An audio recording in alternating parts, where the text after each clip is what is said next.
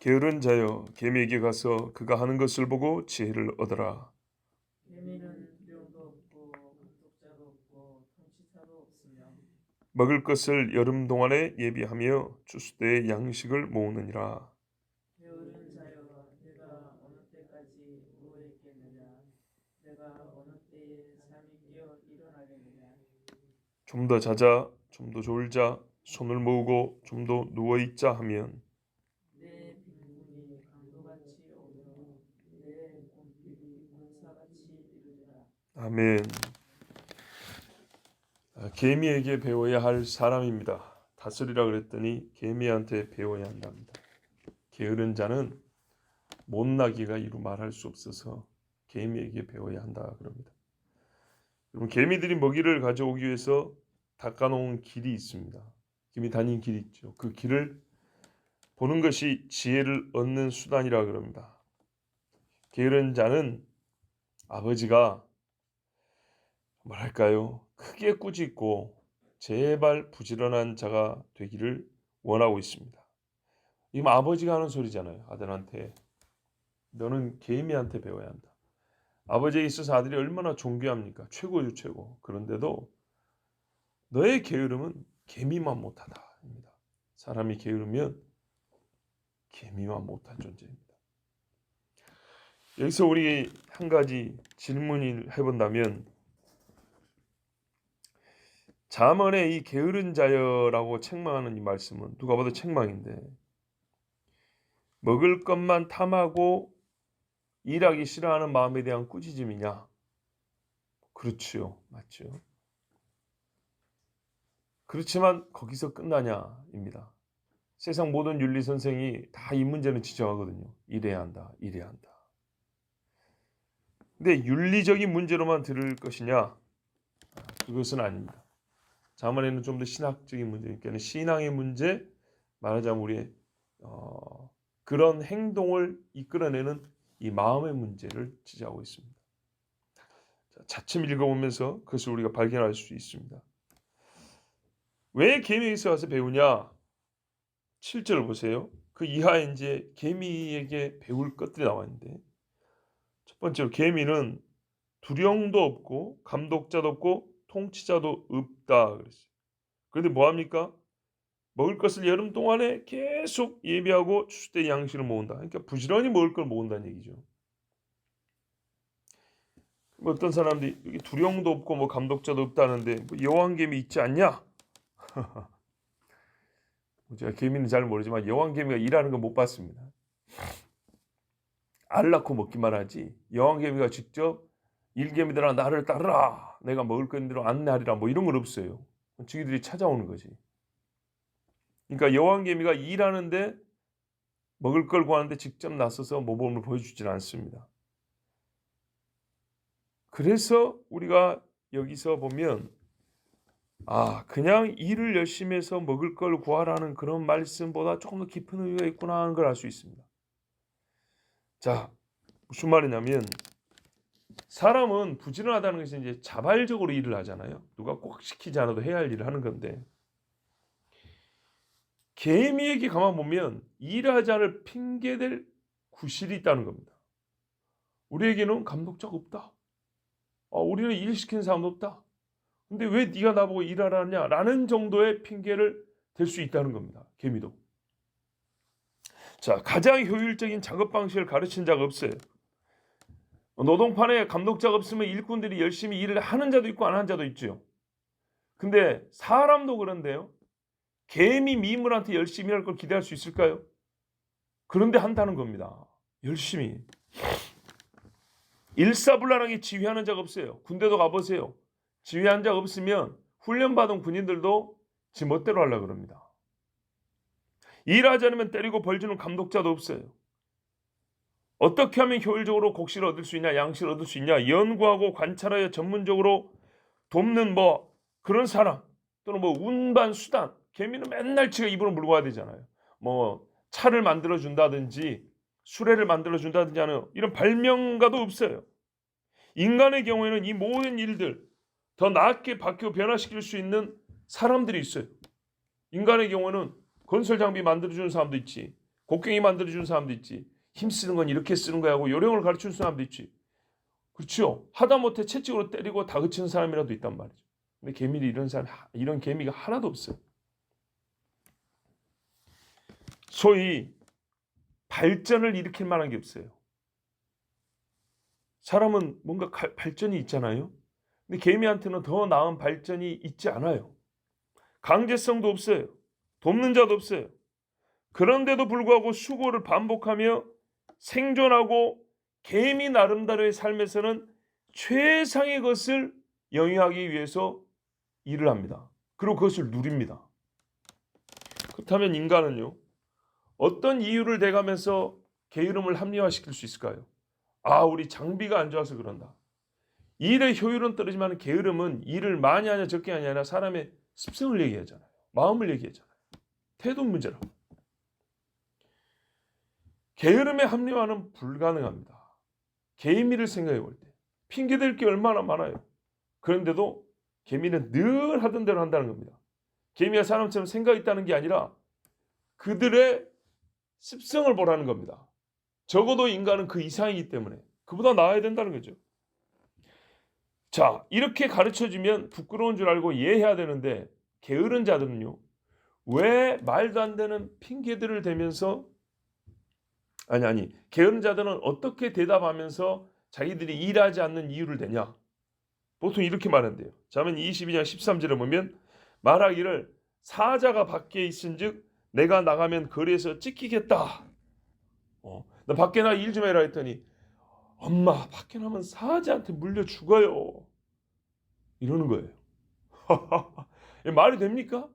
말도 안 되죠. 근데 게으른 사람들이 이렇게 대답을 한대. 딱 말이 게으르죠. 그래서 게으른 자는 어떠냐? 가을에 밭 갈지 않냐고.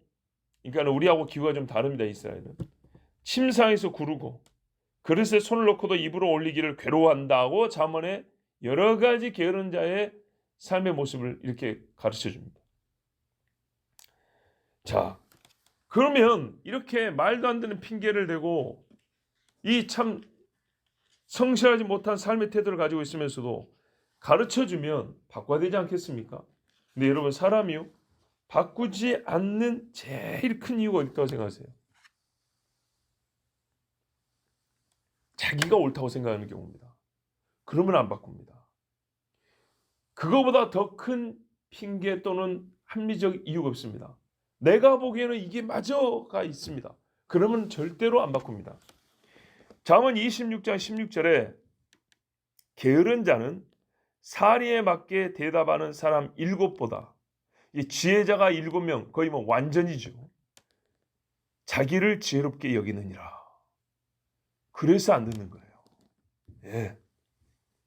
핑계댈 구실을 어디서 찾는가 하니 바로 자기 마음에서 만들어낸대요. 나는 옳아. 나는 지혜로워. 누가 나보다 지혜롭겠어. 이래서 자기 행동의 모든 근거가 이 안에 있기 때문에 절대 부지런하지 않다는 거예요. 게으름을 누리고 살아요, 그냥. 그래서 게으름이 신학적 문제 또는 마음의 문제라고 말하는 겁니다. 하나님을 거역한 악한 마음의 문제라는 겁니다. 부지런함과 게으름의 문제는 자기만의 삶의 방식, 라이프 스타일이 아니라 신념 또는 이데올로기에 속합니다. 보세요. 하나님 말씀에 6일 동안 부지런히 수고하라 그랬어요. 일하라 그랬어요. 그렇죠? 창조의 명령을 어기는 겁니다. 그게 신학적인 문제죠. 신앙의 문제입니다. 게으른 자는 이유가 있어서 잠을 잡니다. 어떤 이유죠? 일해도 소용없다는 판단. 요즘 같은 세상에서 일해봐야 얻는 것도 없어. 잠이나 자야지. 이런 거. 그게 옳다고 생각하는 거예요. 부지런한 자가 오히려 손해를 본다는 어떤 그런 이상한 말들에 설득된다든지, 질서가 파괴되어서 경제 질서가 파괴돼서 지금 같은 시절에는 경제 활동을 하면 안 된다든지, 그래도 해야죠. 개인으로서는 뭐 할 일이 없다, 뭐 시스템이 잘못돼서 내가 할 일이 없다라든지, 뭐 괜히 이런 경우에 고생해봐야 손해만 본다는, 그래서 지금은 좀 놀아야 될 때라든지, 이런 생각들, 이것들이 잠을 부릅니다. 여러분, 만일 이런 생각으로 산다면 애굽에서 무슨 할 일이 있었겠어요? 바벨론에서 뭐 할 일이 있겠습니까? 시프로와 부하 같은 이 두 산파가 우리 같은 산파가 해봐야 뭐 얼마나 하겠니 하고 이스라엘 히브리 남자들을 살리려고 자기 목숨을 걸 필요 없잖아요. 뭐 이렇게 해봐야 어떻게 거대한 제국을 우리가 이길 수 있겠어? 바벨론에서 다니엘 지 혼자 1인이 잘나봐야 얼마나 잘났겠습니까? 어떻게 제국을 상대로 싸우겠어요? 아무것도 할 일 없죠. 모르드게가 뭐 한다고 울고 보고 난리합니까? 그냥 때 되면 죽으면 되지. 죽을 때까지 잘 먹고 살다가 죽으면 되지. 그렇지 않았어요. 단순히 이것이 1년 농사 이야기 아니라 전체로서의 삶을 볼 때 이 사람들은요, 일하지 않아도, 수고하지 않고 목숨 걸지 않아도 사실 비난하기가 어려운 처지 사람들입니다. 그런데도 부지런했어요. 하나님이 안 보이는 것 같은 상황에서도 목숨을 걸고 신앙을 지켰습니다. 이게 부지런한 신앙인들, 성경에 말하는 부지런함입니다. 게으른 자는 여러 신앙관과 신앙 행태에서 발견됩니다. 다니엘과 모르드게 이 반대로 말이죠. 창조를 안 믿으면서 그리스도를 믿는다고 하는 사람, 이유가 다 있어요. 과학자들이 어쩌고 저쩌고 이유가 있습니다. 부활은 믿지만 재림은 믿을 수 없다는 자, 무덤은 비었는데 다시 오신다는 것은 뭐가 안 보이잖아요. 이렇게 말합니다.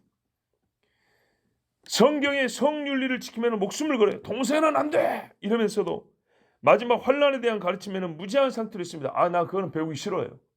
근데 여러분, 마지막 환란, 이 종말의 특징이 동생이라 하지 않았습니까? 성적 파괴, 로마서 1장에 나오잖아요. 그래도 불구하고 마치 이 동생 문제는 창세기에서만 찾아요. 그러나 이 마지막 때도 바울이 디모데에 말할 때도 남색하는 자도 있다고, 남자 동생의 자도 있다, 이렇게 말하는데도, 요한계시록 음녀를 얘기하는데도 그 부분은 싫다 모르겠다. 주시는 은혜를 받는 건 신앙이요. 그러니까 가만히 있어 받는 것은 이게 기독교 믿음이야. 믿음은 어떤 행위를 요구하잖아. 이렇게 생각하면서 간과해 받는 은사는 성경적이 아니야. 네가 간구했잖아. 행위가 들었잖아. 그건 성경적이 아니야. 이런 식으로 생각한다든지. 근데 성경에 그런 게 어디 있어요? 힘쓰고 입을 크게 열려고 그러는데 모르게 가만히 있어 살았습니까? 이런 것들을 보면 자기가 취한 것들을 취하고 이것이 옳다고 끝내버리고 성경이 옳다고 말해주니까 더 이상 듣고 싶지 않아요. 이게 신학적 게으름이에요. 그래서 신앙이 치우치고 신앙이 반토막이 딱 나는 거예요.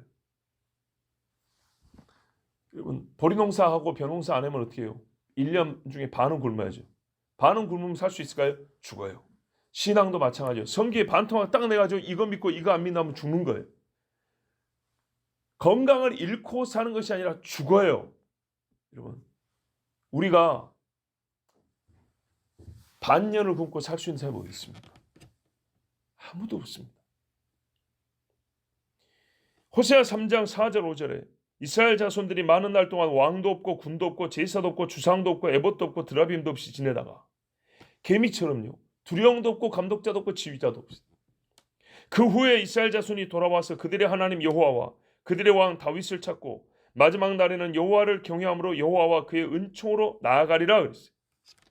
아무것도 없었는데 시간이 되면 자동적으로 된다는 얘기냐? 아니에요. 아무것도 없는 동안에 군도 없고 제사도 없고 주상도 없고 왕도 없는 그때에 우리가 하나님을 찾아야겠다 깨달은 자들이 마지막 날이 되면 여호와 앞에 나오는 거예요. 개미처럼 두령이 없을 때 게으름의 핑계를 댈 것이 많이 있는데도 불구하고 부지런히 성경을 보고 부지런히 주를 찾은 자가 여호와와 그의 은총으로 나갑니다. 예레미야가 뭐라 그럽니까? 크게 열라. 크고 비밀한 것을 가르쳐주리라. 먹을 것을 여름 동안에 예비하여 추수 때의 양식을 모은다. 할 수 있을 때입니다. 양식이 될 것이 있고 그것을 모아들 힘이 아직 있고 누가 그걸 방해하지 않는 나름대로의 평안한 환경이 지금 있을 때 이 기회를 놓치지 말고 양식을 모아라. 그런 말입니다. 부를 취하기 위해 수단과 방법을 가리지 말고 일하라는 뜻이 아니라 마땅히 해야 할 일을 때를 놓치지 말고 성실히 행해서 얻을 것을 얻고 쌓을 것을 쌓아 준비하라는 말입니다. 먹을 것에 대한 당연한 이야기고요. 이스라엘에 관한 말씀 아까 호세아처럼 평시에 기름과 등불을 다 준비해 놓아야 합니다. 경건에 이르기를 부지런히 연습해야 합니다. 겨울이 오고 양식을 거두기 어려울 때가 곧 옵니다. 사람이 더울 때보다 추우면 또 잠이 옵니다. 그래서 추위에 눈 딱 감고 죽은 사람이 얼마나 많은가 모릅니다. 일할 수 있을 때, 우리 찬송하에도 일할 수 있을 때 일하자 그러죠. 양식을 위하여, 영혼을 위하여, 개인을 위하여, 교회를 위하여, 이 땅을 위하여, 이 나라와 민족을 위하여. 그러나 게으른 자는요, 이렇게 말해도 안 일어납니다. 9절, 게으른 자여 네가 어느 때까지 누워 있겠느냐? 내가 어느 때에 잠이 깨어 일어나겠느냐? 이런 말로는 정신을 못 차립니다. 게으른 자의 특징은요, 잠을 많이 잔다는 것과 깨어나야 할 때와 잠을 잘 때를 분간하지 못하는 것도 특징입니다. 그냥 많이 자는 게 아니라 꼭 일해야 될 때 잔다는 거예요. 그래서 인생의 수많은 좋은 때를 놓치기를 진짜 잠자도 돼요. 공부할 때 놓쳐요. 결혼할 때 놓쳐요. 말 그대로 진짜 일해서 먹고 살아야 할 때 놓쳐요.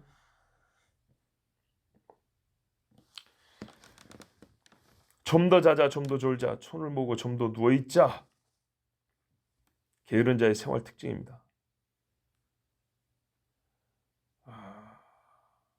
근데 여러분, 우리가 이런 게으른 자의 생활 특징을 알아가지고 얻을 유익이 뭐가 있을까요? 그냥 뭐 그 사람은 그렇게 사는 거지 뭐. 근데요, 우리가 그 사람들의 삶의 특징을 알 필요가 있어요. 뭐냐면 사람이 사는 자세를 잘 보면요, 마음 상태를 잘 알 수가 있어요. 성경에서 어떤 사람의 행위를 구체적으로 그려줄 때는요, 마음을 구체적으로 그려주려고 행위를 구체적으로 보여줍니다. 이건 직접 끄집어서 못 보여주잖아요. 근데 그 사람의 습성을 구체적으로 딱 이렇게 기록해 놓으면 마음이 어떤가를 구체적으로 알 수가 있어요. 졸고 손을 모으고 좀 더 자는 자의 마음은 주관적으로 말이죠, 그 사람 개인으로는 굉장히 평안합니다. 왜? 자기가 오르니까요. 이 사람은 다가오는 일이 무엇인지 알지 못하는 무지한 자입니다. 그런데 그것으로 만족하고 그것이 옳다고 생각하기 때문에 두렵지 않아요. 두려움은 잠을 못 잡니다. 현재 잠을 자도 되는 평안과 여유가, 지금은 잠을 자도 된다고 생각하죠. 자기가 물론 생각하는 것이지만, 자기 개인적인 생각이지만, 하여튼 그 상태가 계속될 줄 알아요. 오늘 잠을 자도 내일도 잠을 잘 수 있는 환경이 그대로 유지될 줄 알아요.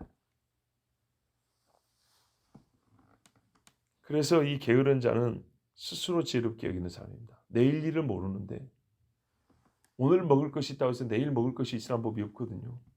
그런데 오늘과 같은 상태가 계속될 줄로 생각하고 나의 판단이 틀리지 않을 거야. 그래서 계속 자요. 정말 내일 먹을 게 없으면요, 불이나 피해나서 뭐라도 하겠죠. 근데 그렇지 않아요. 분명히 내일도 먹을 게 있을 거니까. 곧 겪게 될 배고픔과 궁핍함의 고통을 감지도 못하고 예상도 못하는 무감각한 사람. 그래서 여러분, 성경은 무지와 게으름이 함께 있는 악이라 그럽니다. 하나님 말씀도 그래요. 아모스 여자네요.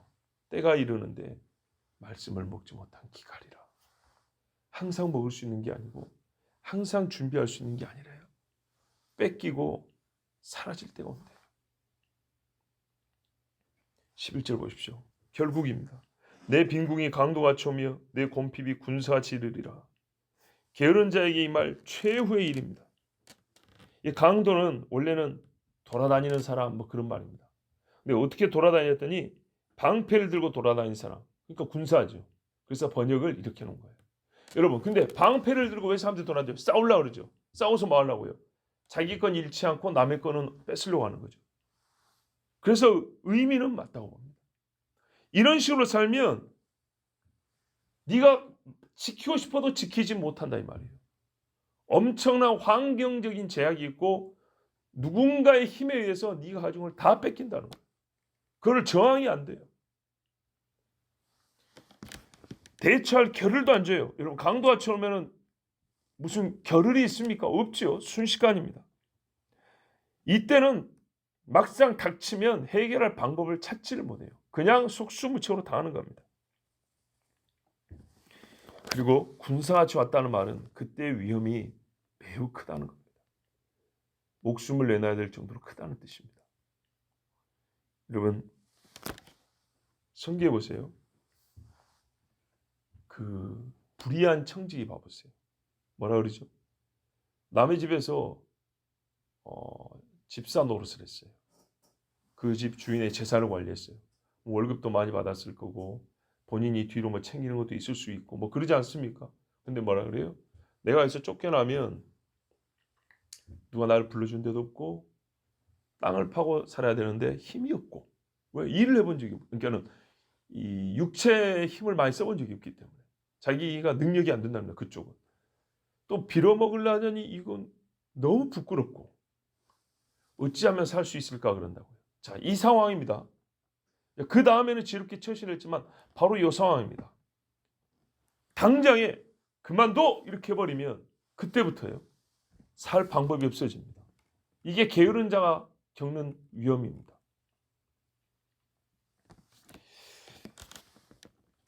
그리고요. 사람이 배가 고프면 악착같이 달려들어서 먹을 걸 얻으려고 하죠. 그것도 힘이 있을 때입니다. 배가 고픈 시간이 좀 지나가면 몸에 힘이 빠져서 걷지를 못해서 악착 같은 것도 할 수가 없게 되어버립니다. 그죠? 병도 어느 정도 힘이 유지될 수 있는 병이 걸려야 살기 위해서 이것도 해보고 저것도 해보지. 손발을 움직일 수 없을 정도로 딱 누워버리면요. 있는 힘만 소진하고 죽는 거지 살기 위해서 뭐를 더 해볼 수가 없습니다. 자, 강도가 와가지고 군인들이 와서 싹 뺏어가 버리면 어떻게 합니까? 힘이 너무 없어서 생존할 방도를 찾을 수도 없습니다. 없는 자는 성경이 뭐래요? 그나마 있는 것도 빼앗긴다는 말씀입니다. 그나마 있는 것도 빼앗겨요. 몸에 힘이 반밖에 없어요. 근데 이때라도 뭘 먹을 걸 얻어야 되는데 못 얻었더니 하루 지나니까 몸에 힘이 20%대로 떨어져 버렸어요. 20%대로 떨어지면 어쩐지 아십니까? 숨만 쉬고 사는 겁니다. 그러면 저 앞에 누가 밥을 갖다 놔도 기어서 가서 먹지도 못해요. 우리가 흔히 하는 말이 그 말이죠. 건강은 건강할 때 지키라 그 말이 그 말입니다. 원리적으로 같은 말입니다. 이 위험이 오기 전에 대비를 해놔야 됩니다. 하나님의 말씀, 신앙생활 마찬가지입니다. 기도할 수 있을 때 기도가 되어 있어야지. 평상시 기도 안 하고 닥치면 위험하면 사람 다 한다니까. 평상시에 기도 안 해본 사람은 그때도 못해요. 뭘 기도해야 될지도 몰라요. 분명한 사실입니다. 솔로몬은요. 이 지혜를 묵상으로 얻은 게 아닙니다. 하나님께서 주신 지혜를 활용해서 관찰해서 얻은 지혜입니다. 예, 살면서 부지런히 솔로몬이요. 똑똑하니까 가만 앉아서 통찰을 얻은 게 아니라 그 말이에요. 자기가 지금 부지런을 가르치잖아요. 그래서 솔로몬은 누구보다 똑똑해서 앉아서 다 할 수도 있지만 부지런하게 살펴봤어요. 인생을 살펴보니까 백발백중이라는 거예요. 잠언 24장 30절에서 34절 보면 내가 게으른 자의 밭과 지혜 없는 자의 포도원을 지나며 본즉 가시덤불이 그 전부에 퍼졌으며 그 지면이 거친 풀로 덮였고 돌담이 무너져 있기로 게으른 자의 밭하고 포도원은 이 모양이 돼요. 내가 보고 생각이 깊었고 내가 보고 훈계를 받았노라. 솔로몬이 나라를 국정을 운영하는 사람이 무슨 뭐 밭대기 하나 보고 뭘 배우겠어요? 근데 거기서도 배웠다는 겁니다. 네가 좀 더 자자, 좀 더 졸자, 손을 모으고 좀 더 누워있자 하니 게으른 자들 그래서 어떤 놈이 이런가 봤더니 맨날 자고 있더래요. 내 빈궁이 강도같이 오며 내 곰핍이 군사같이 이르리라. 뒤에 가면 또 나와 있어요. 그러죠. 밭에서 나오는 게 없고 포도원에서 나오는 게 없는데요. 여러분, 차라리 강도를 만나서 빼앗긴 자에게는 동정이 갑니다. 선한 사마리아인을 보세요. 그런데요, 게으른 자는 성경에서 동정한 적이 없어요. 항상 책망합니다. 먹을 것을 얻는데 게으른 자, 신앙을 얻는데 게으른 자, 하나님을 찾는데 게으른 자는 다 책망합니다. 한 달란트 받은 사람 봐보십시오. 게을렀어요. 그리고 자기가 옳다고 생각했어요. 어떻게 해요? 주인 너는 못돼 처먹은 사람이라. 아까 그랬죠. 시스템을 탓하는 사람이 있다고. 내가 아무리 열심을 일을 해도 당신은 뭘 풀어놓고 모으지 그래야 되잖아요, 보통. 근데 당신은 푼 것도 없이 모으려고 하는 강도 같은 사람이라고. 악한 사람이라고. 그래서 내가 열심히 일해 본들 당신이 인정해 주지 않을 것 같아서 내가 일을 안 하고 묻어놨다 그랬어요. 묻어놓은 동안에 뭘 먹고 살았을까요? 주인의 식량이나 축내고 살았겠죠. 그 주인이 그러잖아요. 네가 나를 나쁜 사람으로 알아서 일을 안 했구나. 그게 이유구나. 그러면 진짜로 내가 아무것도 안 가져오면 내가 너를 칭찬할 줄 아느냐? 그 하나 있는 것도 내놔. 뺏어가 버렸습니다. 그 다음에는요. 이 사람은 빈털털입니다. 그리고 종의 자리도 박탈입니다. 쫓겨납니다.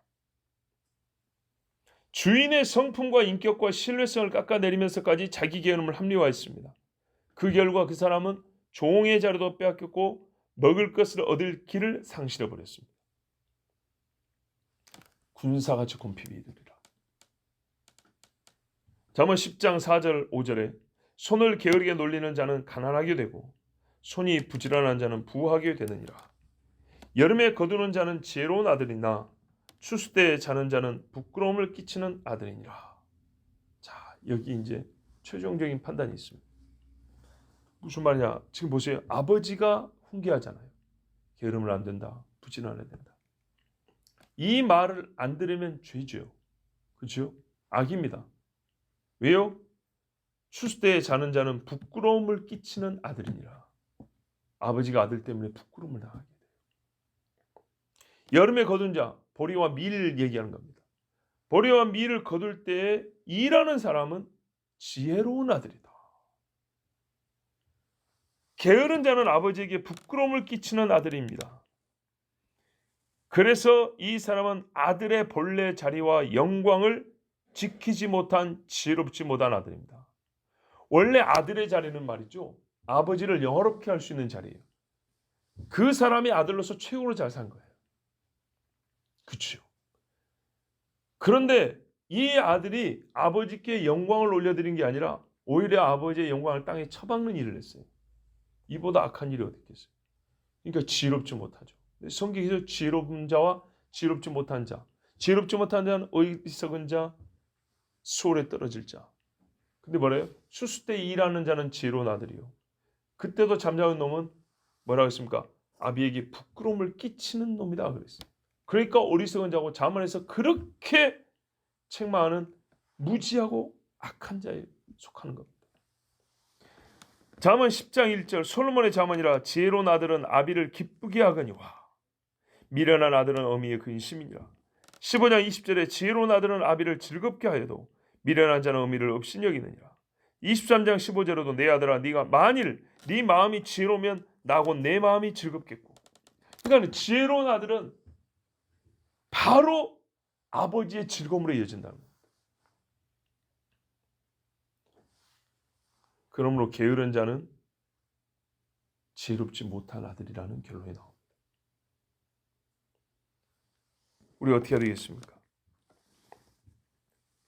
근데 그 아들이 자기는 지혜롭다고 여긴다는 말이죠. 여러분 스스로 지혜롭게 여기지 말고 이게 사사시대 사람들의 성품 아닙니까? 생각이죠. 자기 속이는 옳은 대로 해야 된다. 옳다고 하는 겁니다.